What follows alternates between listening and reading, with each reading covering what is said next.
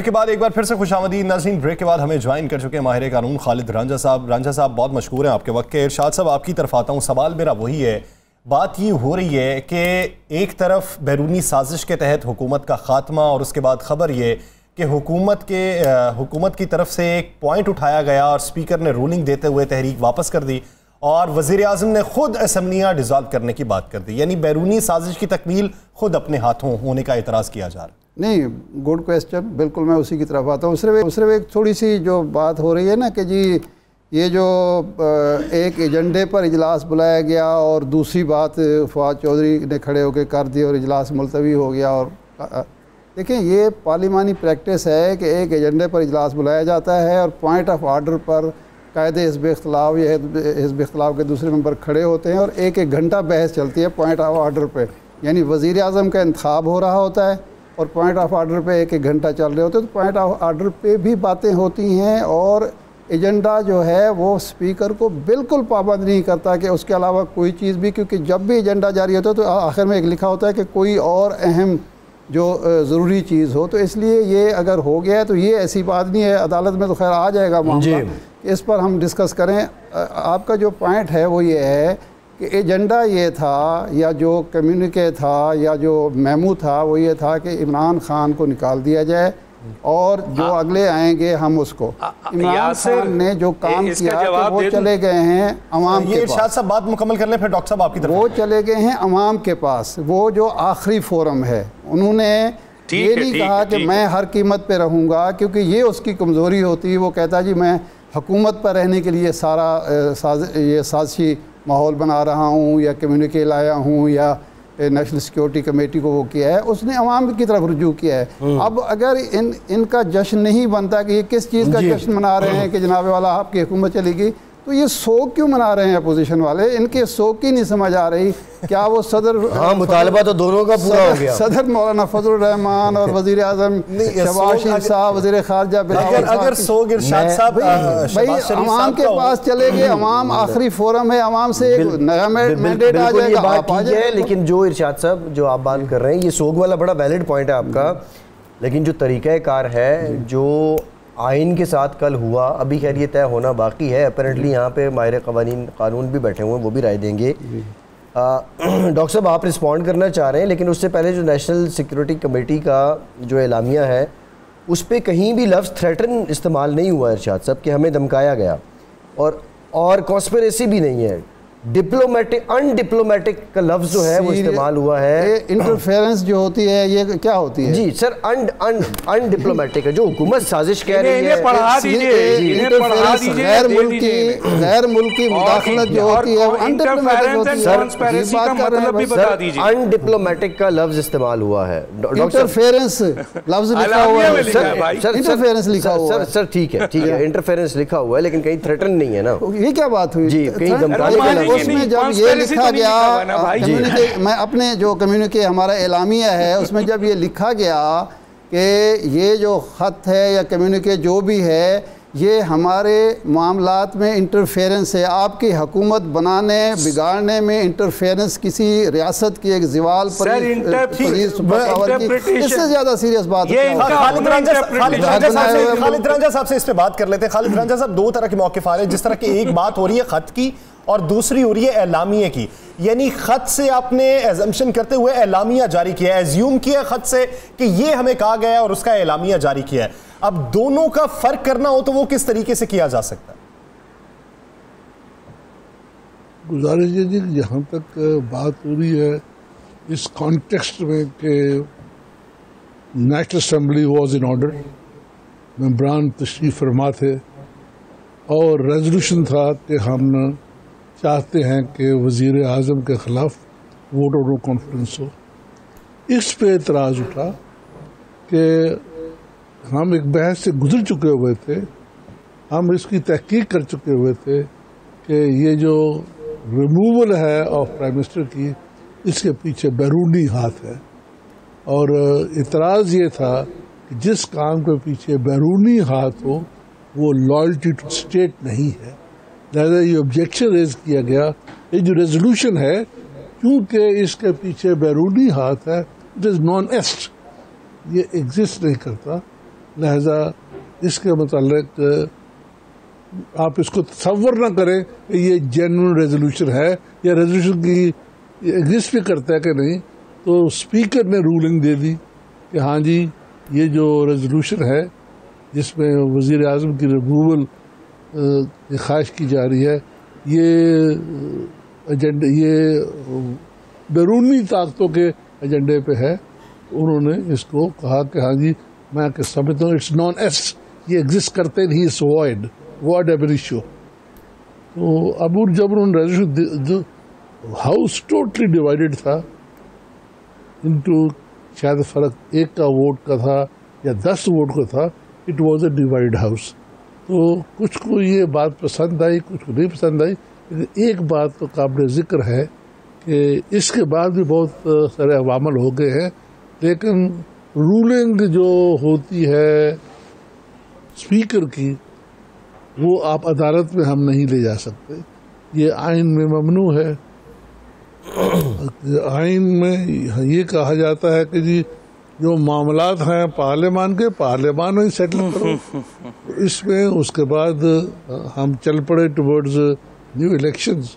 رانجھا صاحب آپ یہ کہہ رہے ہیں کہ کل جو ہوا وہ آئین کے قانون کے اور روایات کے مطابق ہوا, اس میں کوئی اچنبے کی بات نہیں ہے. تو پھر سوال یہ بھی بنتا ہے کہ اگر عدالت میں نہیں لے جا سکتے تو عدالت نے پھر از خود نوٹس کیوں لے لیا؟ عدالت نے بہت اچھا سوال تو اس کا اپنا اختیار ہے. میں ان سے کوئی اونچی بات تو نہیں کر سکتا نا. لیکن ہم سب آئین کی پاسداری کرتے ہیں اور پہلے ہی فل بینچ نے کہا ہے 7 ججوں نے کہ ہاں جی جو مسئلہ آئین کا ہے وہ آپ عدالت میں ڈسکس نہیں, جو مسئلہ پارلیمان کا ہے آپ عدالت ڈسکس نہیں کر سکتے.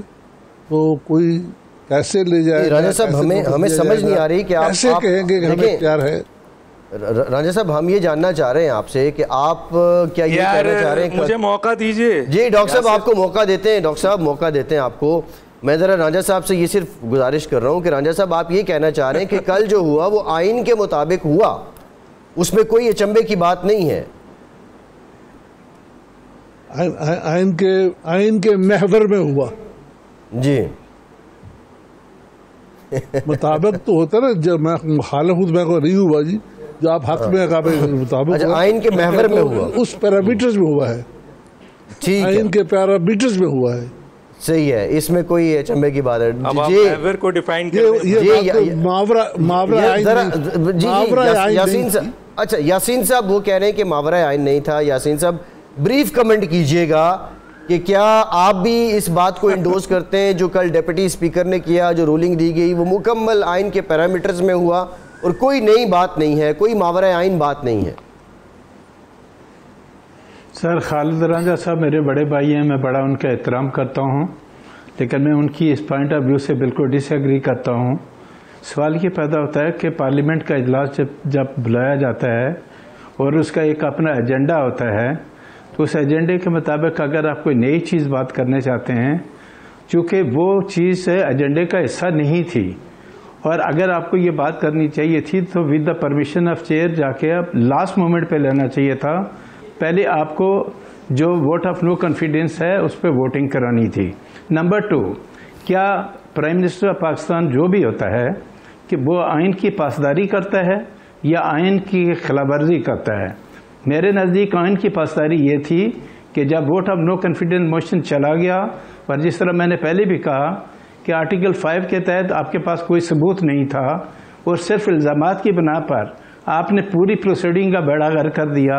اسپیکر کا کام یہ تھا کہ پہلے ایجنڈے کے مطابق پروسیڈنگ کرتا, پروسیڈ کرنے کے بعد اگر کوئی بات تھی تو اس معاملے کو لے کے سامنے آتے. کیا آئین کا آرٹیکل 10 ہمیں اس بات کی اجازت نہیں دیتا کہ فیئر ٹرائل ہونا چاہیے؟ جب ہم دستور کی بات کرتے ہیں تو دستور کے تمام آرٹیکلز کی ہمیں بات کرنی پڑے گی. الزامات یہ لگائے گئے کہ بیرونی سازش کے اعلی کار ہماری اپوزیشن بنی ہوئی ہے, لیکن اپوزیشن نے پیسے کیسے لیے یہ ثابت نہیں کر سکے, یہ الزامات ہی صرف ہیں. جی ڈاکٹر دانی صاحب کیا کہنا چاہتے ہیں؟ ڈاکٹر صاحب پیسے دیے کیسے یہ بھی ثابت نہیں ہو سکا ابھی تک. میں آزاد سے سوال کر سکتا ہوں؟ جی 2-3-4 باتیں, 3-4 باتیں. ڈاکٹر صاحب کے بعد آتے ہیں. جی ڈاکٹر صاحب. तीन चार बातें हैं। पहले तो मैं वो जो कह रहे थे ना कि जी इजलास के दौरान कोई खड़ा हो के वोट ऑफ अपना वो कर सकता है और ये कह सकता है फला, ये सब बातें करते हैं। पहले ये तो देखें खुदा के लिए कि पार्लियामेंट को 3 तरीके से चलाया जाता है। मैं आपके तवस्सुक से कुछ लोगों को बताना चाहता हूँ। एक एक्ट ऑफ पार्लियामेंट है, यहाँ 2 बड़े माहिरीन बैठे हुए हैं, ज़रूरी नहीं कि मेरी बात से इत्तफाक करें, लेकिन मैं कोट करूँगा कि एक्ट ऑफ पार्लियामेंट है, रूल ऑफ बिजनेस है और कॉन्स्टिट्यूशन है। ठीक है जी, कोई भी कानून even judgement of supreme court आइन से बढ़कर नहीं है। अब आइए कि जिसकी बात की जा रही है, मैं रूल्स कोट कर देता हूं। 37 rule of business national assembly 37/4 sub clause 4, उसमें यह है कि वोट ऑफ नो कॉन्फिडेंस अगर एजेंडे का हिस्सा है तो कोई और करारदाद कलम नहीं की जा सकती, और जब तक उसका फैसला ना हो जाए कोई भी करारदाद जो कि इस तरह की है उससे पहले कोई भी चीज नहीं हो सकती। ये बिजनेस रूल्स 37/4 बता रहा है। एक चीज 95 constitution vote of no confidence कह रहा है कि जी आप उसको पहले करें, वो भी तो मौजूद है। और भाई स्पीकर क्या कहते हैं, मैंने जैसे कहा कि कल एक रूलिंग दे दे कि वजीर आजम मुल्क से बाहर है, कॉन्स्टिट्यूशन में अगर वजीर आजम मुल्क से बाहर हो, बीमार हो, या आपके खुदा ना खास्ता कोई चीज़ दूसरी हो जाए, तो कॉन्स्टिट्यूशन साइलेंट है कि नहीं कोई वजीर आजम बन सकता। लेकिन अगर सदर बाहर है तो चेयरमैन सेनेट बन सकता है, चेयरमैन सेनेट नहीं है तो स्पीकर बन सकता है। लेकिन क्या कल रूलिंग दे दे स्पीकर कि वजीर आजम बाहर है या बीमार है तो बिलावल भुट्टो कल से वजीर आजम होंगे? क्या दे सकता है? तो इसका मतलब यह है कि कोई भी शख्स, चाहे वो पार्लियामेंट हो, जुडिशरी हो या आपके एग्जेक्टिव हो, विद इन द कॉन्स्टिट्यूशन और कानून बाहर नहीं जा सकता।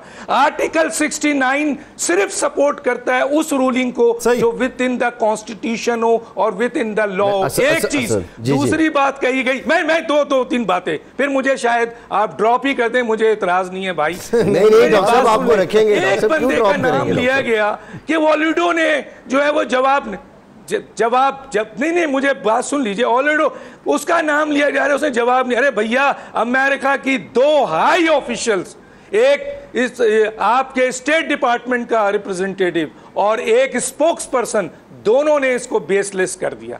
ठीक है, आपको वो नजर नहीं आता। उधर तो आप कह रहे हैं कि जी देखें इन्होंने तो जवाब ही नहीं दिया। अरे उसने तो जवाब दे दिया। जब इतने हायर लेवल पर वजीर आजम जवाब दे दे तो फिर ये मुझे बताइए कि फवाद चौधरी की क्या औकात रह जाएगी? अरे भैया, तो जवाब नहीं दिया तो उसका मतलब नहीं दिया। बता रहा हूं वजह बता रहा हूं भाई, कि जब कोई आदमी मेरे हाई लेवल पर इनकार कर दे कि ये चीज गलत है तो मुझे कोई स्टेटमेंट देने की जरूरत नहीं है। ये होता है SOP, अगर SOP समझते हैं तो। अब आइए आगे चलें। ये इंटरफेरेंस और कॉन्स्पेरेसी बड़ा फर्क है मेरे भाई।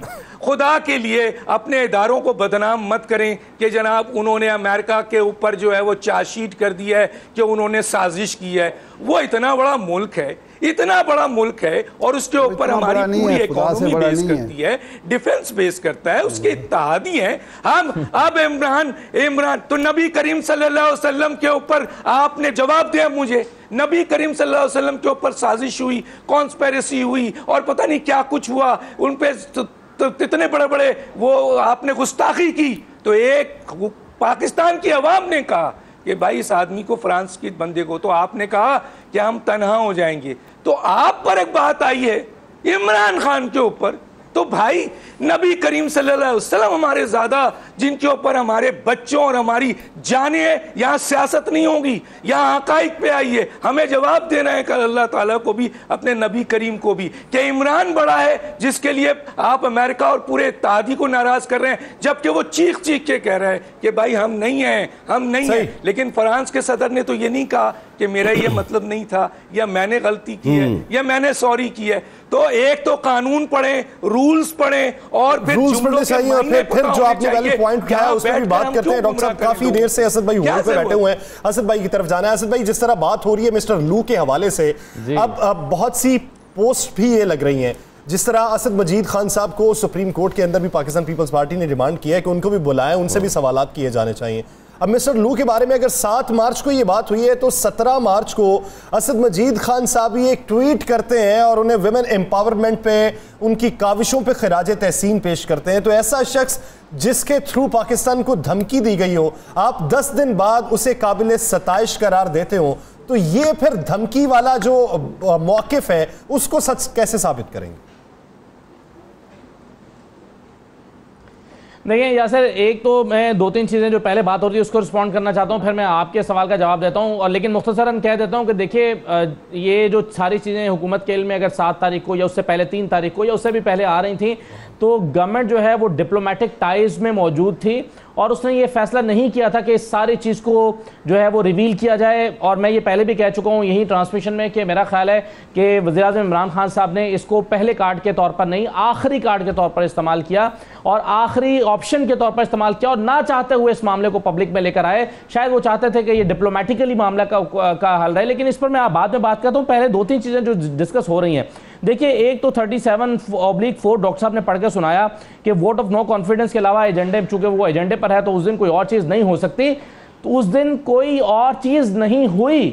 اس کو آپ ووٹ آف نو کانفیڈنس سے علیحدہ کر کے نہیں دیکھ سکتے کیونکہ یہ اسی پیرائے میں ڈسکس ہوا ہے.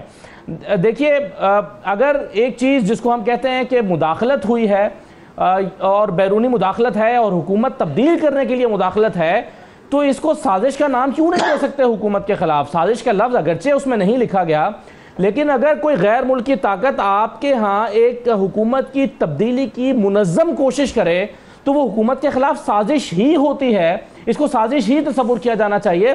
اور اب چونکہ معاملہ عدالت میں ہے, خالد رانجھا صاحب نے کہہ دیا کہ اس کو عدالت میں نہیں لے جایا جا سکتا. اسد صاحب ٹھیک ہے, اسد صاحب ایک لمحے کو یہ بھی مان لیا جائے, اسد صاحب یہ بھی مان لیا جائے کہ یہ سازش ہے, اسد صاحب یہ بھی مان لیا جائے کہ یہ سازش ہے, لیکن یہ بتا دیجئے کہ اپوزیشن پہ جو الزام لگ رہا ہے کہ انہوں نے پیسے لیے ہیں وہ کیسے اسٹیبلش ہوں گے, اپوزیشن نے جو پیسے دیے ہیں وہ کیسے اسٹیبلش ہوں گے, اس سارے کردار میں آپ اپوزیشن کو کیسے, کیا محض ایک آئینی جو طریقہ کار ہے تحریک عدم اعتماد جمع کروا دینا, اس پہ ووٹنگ کا مطالبہ کرنا, اس کی بیس پہ تو حکومت یہ نہیں ثابت کر سکتی کہ اپوزیشن اس سازش کا حصہ ہے؟ یہ تو سب چیزیں ابھی طے ہونا, ان کی تصدیق ہونا باقی ہوں گی. فیصل عباسی صاحب, ایک چیز وہ ہے جس کو آپ لو پوائنٹ بنا رہے ہیں, ایک چیز وہ ہے جو آپ جلسے میں کہہ رہے ہیں. پیسوں کا الزام جلسے میں لگایا جا رہا ہے, اس کو چیلنج کسی نے نہیں کیا یا حد تک عزت کا عمران خان کے اوپر دعویٰ کریں گے تو یہ ایک الگ کیس ہوگا. لیکن جو چیز کورٹ میں گئی ہے, جو پارلیمنٹ میں ڈسکس ہوئی ہے, اس میں پیسے لینے کا دعویٰ نہیں کیا گیا, اس لیے یہ ایک لو پوائنٹ نہیں بنا. اس سے میرا خیال ہے ان دونوں چیزوں کو الگ کر کے دیکھنا چاہیے. یہ بھی ممکن ہے عدالت, یہ جو حکومت ہے اس کا دعویٰ صرف اس حد تک ہو لو پوائنٹ کے طور پر کہ جو تحریک عدم اعتماد لائی گئی ہے بیرونی طاقتوں کی مرضی سے اپنے ذاتی مفادات کے لیے لائی گئی ہے, سیاسی مفادات کے لیے لائی گئی ہے. اپوزیشن کو لنک صرف اس لیے کیا جا سکتا ہے کہ غیر ملکی سفارتکاروں سے ان کے روابط ہے. دیکھیں جو خط جس کا ذکر ہو رہا ہے 7 تاریخ کا جو خط ہے, اس کے حوالے سے یہ بات تو واضح طور پر کہی گئی ہے کہ اس میں تحریک عدم اعتماد کا ذکر تھا اور کہا گیا تھا کہ تحریک عدم اعتماد جو ہے یہ اس کے اگر یہ منظور نہیں ہوتی تو اس کے نتیجے میں نتائج بھگتنا ہوں گے, اور اگر تحریک عدم اعتماد کامیاب ہو جاتی ہے تو پاکستان کو معاف کر دیا جائے گا.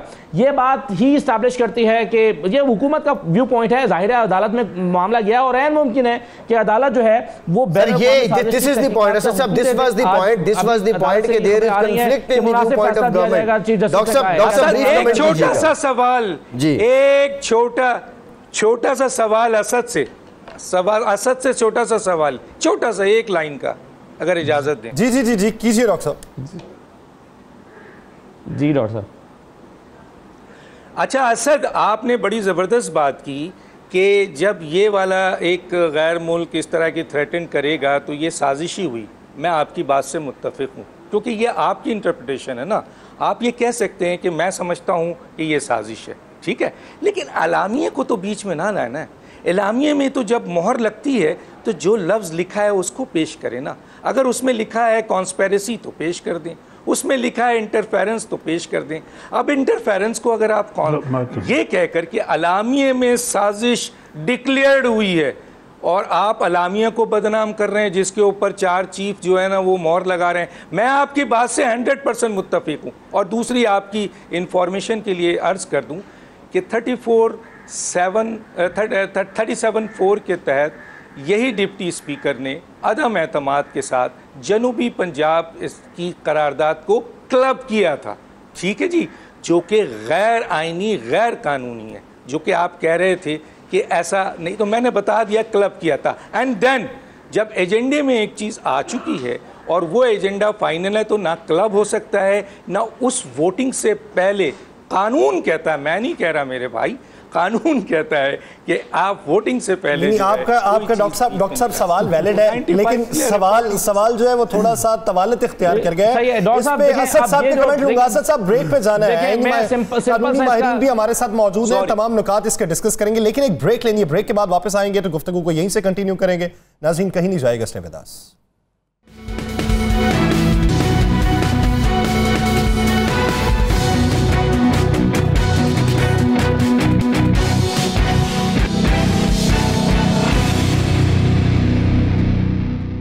بریک کے بعد ایک بار پھر سے آپ کو خوش آمدید کہیں گے. بڑی اہم اس وقت سپریم کورٹ میں جو معاملہ ہے اس ڈپٹی اسپیکر کی رولنگ سے متعلق، اس پر سماعت جاری ہیں اور مختلف جو پارٹیز ہیں ان کے جو ریپرزنٹیٹیو ہیں وہ بھی پیش ہو رہے ہیں، وکلاء بھی پیش ہو رہے ہیں. اب دیکھتے ہیں کہ آیا یہ فیصلہ جو استدعا کی گئی ہے اپوزیشن کی جانب سے اس سارے معاملے پر اسٹے کی، وہ فیصلہ آ جائے گا یا آنے والے دنوں میں آئے گا. بہرحال اسد اللہ خان صاحب، ڈاکٹر دانش صاحب نے بریک سے پہلے آپ کے سامنے سوال رکھا تھا، آپ اس کو رسپونڈ کرنا چاہ رہے تھے. جی دیکھیے ڈاکٹر صاحب کا ایک تو سوال یہ تھا کہ جو سازش ہے اگر اس کا لفظ استعمال نہیں ہے تو اس میں پارلیمنٹ میں استعمال نہیں کیا جا سکتا.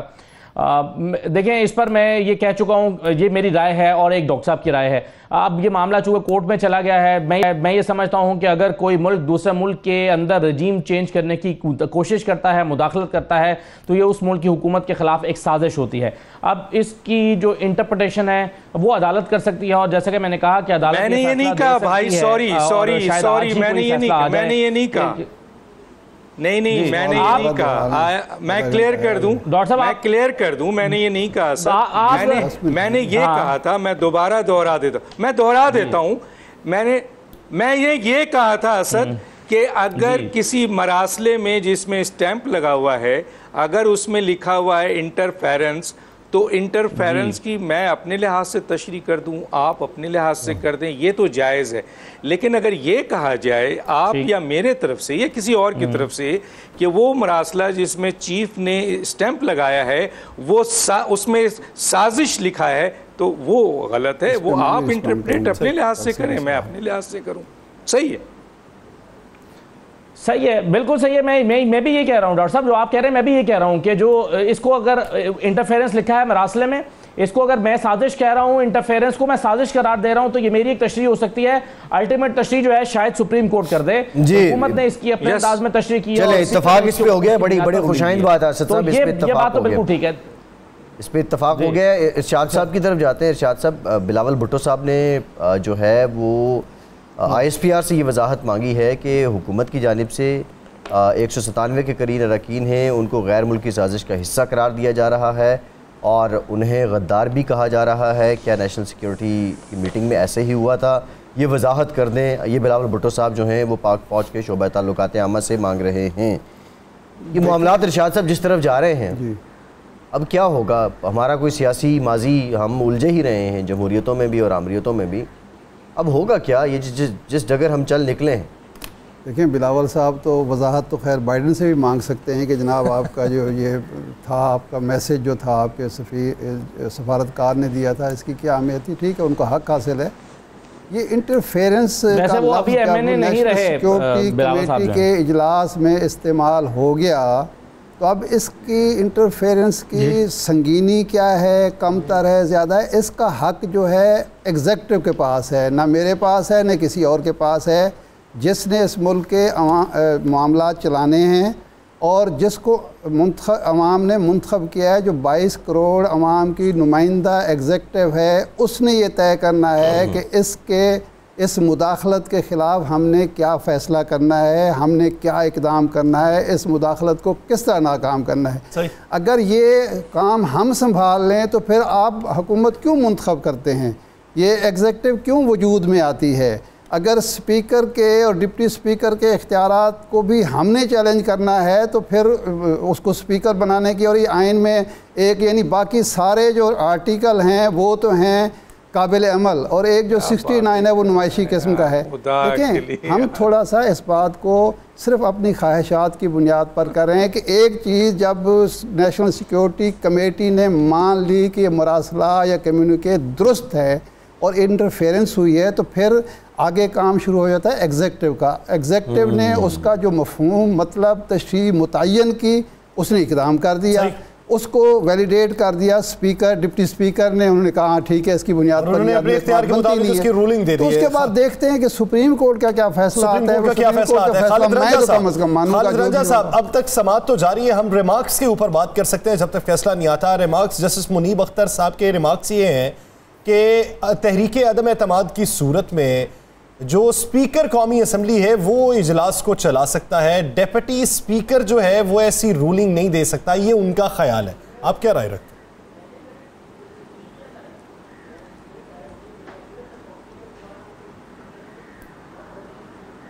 رانجا صاحب میں آپ سے مخاطب ہوں. جی مجھ سے پوچھ رہے ہیں سر. یہ یاسین صاحب آپ ذرا یہ جو رپورٹ ہو رہا ہے جو جسٹس منیب اختر صاحب کے ریمارکس سامنے آئے ہیں اس سارے معاملے پہ، یہ حتمی بات تو فیصلہ آنے کے بعد ہی ہوگی، لیکن آپ کی رائے کیا ہے؟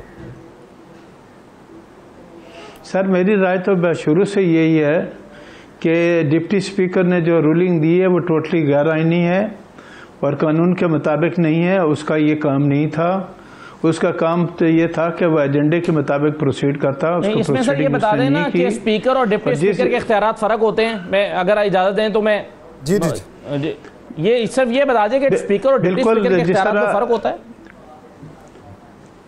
بالکل فرق ہوتا ہے. جس طرح ایک آنریبل چیف جسٹس ہے سپریم کورٹ کا، ان کی جگہ اگر قائم مقام چیف جسٹس بنتا ہے تو وہ اختیارات جو فل فلیج چیف جسٹس انجوائے کرتا ہے وہ جو ہے دوسرا نہیں انجوائے کرتا. جو قائم مقام چیف جسٹس ہوتا ہے وہ نہیں کرتا. ایون ججز کی اگر اپوائنٹمنٹ کا بھی معاملہ ہو تو جو وہ جج ہیں وہ نام انیشیٹ نہیں کریں گے، جو چیف جسٹس ہے وہی نام انیشیٹ کرے گا اپنے سینئر پیونی جج کے ساتھ مل کے. میرا شروع سے یہ کہنا یہ ہے کہ ڈپٹی اسپیکر کو ایک بیان لکھ کر دے دیا گیا، اس نے فواد چودھری نے اپنی بات مکمل کی، ڈپٹی اسپیکر نے طوطے کی طرح اس کو پڑھا اور پڑھ کے اٹھا کے اجلاس ملتوی کر کے اندر چلا گیا. کیا آپ نے 197 جو پارلیمنٹ کے اندر اپوزیشن کے لوگ موجود تھے ان کی رائے لی، ان کے متعلق کچھ کہا، ان سے کچھ پوچھا؟ آپ کو جو حکم عمران خان نے دیا آپ نے اس کو اوبے کیا. آپ نے تو پارلیمنٹ کے جو پروسیڈنگ کو جو کنڈکٹ کیا وہ پراپر وے میں کیا ہی نہیں. اور میں آج آپ کے پروگرام کے حوالے سے بالکل کلیئر کہتا ہوں کہ صدر پاکستان ہو، پرائم منسٹر ہو، ڈپٹی اسپیکر ہو یا اسپیکر ہو، یہ چاروں کے چارے لوگ وہ ہیں جنہوں نے غیر آئینی کام کیا. ان کے خلاف آئین کے آرٹیکل 6 کے تحت کارروائی ہونی چاہیے، کیونکہ ان کو اس بات کا اختیار نہیں تھا کہ وہ ایک فالس گراؤنڈ کے اوپر آ کے پورے پارلیمنٹ کے اجلاس کا ستیہ ناش کر کے گھر چلے جاتے. آپ کا کام یہ تھا ووٹنگ کرانا. میں آپ سے ایک سوال کرتا ہوں کہ کیا یہی اعتماد کا ووٹ اگر پرائم منسٹر کے پاس ہوتا اور پرائم منسٹر کی اکثریت پارلیمنٹ کے اندر موجود ہوتی تو کیا اسپیکر یہ سٹیپ اٹھاتا؟ کبھی بھی نہیں اٹھاتا. ڈپٹی اسپیکر بھی کبھی بھی یہ سٹیپ نہیں اٹھاتا.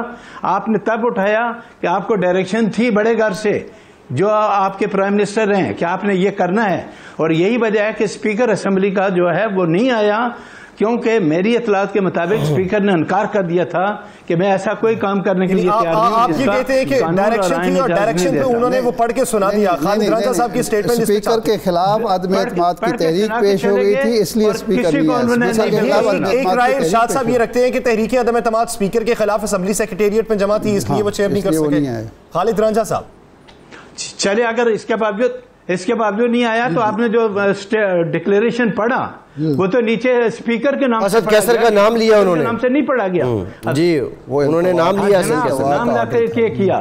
آپ یہ تمام چیزیں کیوں نہیں دیکھتے؟ آپ تو میں یہ کہتا ہوں کہ جب ہم اس طرح کی ڈیبیٹ، آئینی ڈیبیٹ کرتے ہیں تو ہمیں پارٹی ایفیلیشن سے ہٹ کر بات کرنی ہوگی. میں پوچھتا ہوں کہ جب vote of no confidence motion move ہو گیا، یہاں پہ ڈپٹی اسپیکر نے اس موو کو ڈکلیئر کر دیا ایلیگل ہے، صدر پاکستان نے 5 منٹ کے اندر اسمبلی کو کیسے ڈیزالو کر دیا؟ کیا یہ ایڈوائس پرائم منسٹر نے ڈیورنگ دا موشن موو کی؟ اگر کی تو وہ موو کرنے کا اختیار نہیں رکھتے تھے، انہوں نے غلط کام کیا تھا. اور اگر انہوں نے اس کے بعد کیا اتنا جلدی کام، اس کا مطلب ہے پہلے سے پلاننگ کے تحت ہر چیز ہو گئی، پہلے سے پلاننگ کے تحت کیا گیا ہے. بہت سارے آپ نے سوالات اٹھائے ہیں اس پہ. خالد رانجھا صاحب کی بھی سٹیٹمنٹ لیں گے، وہ کیا رائے رکھتے ہیں. ایک بریک لینی ہے، بریک کے دوران آپ ہیڈ لائنز بتائیے. بریک کے بعد واپس آئیں گے، گفتگو کو یہیں سے شروع کریں گے. Stay with us.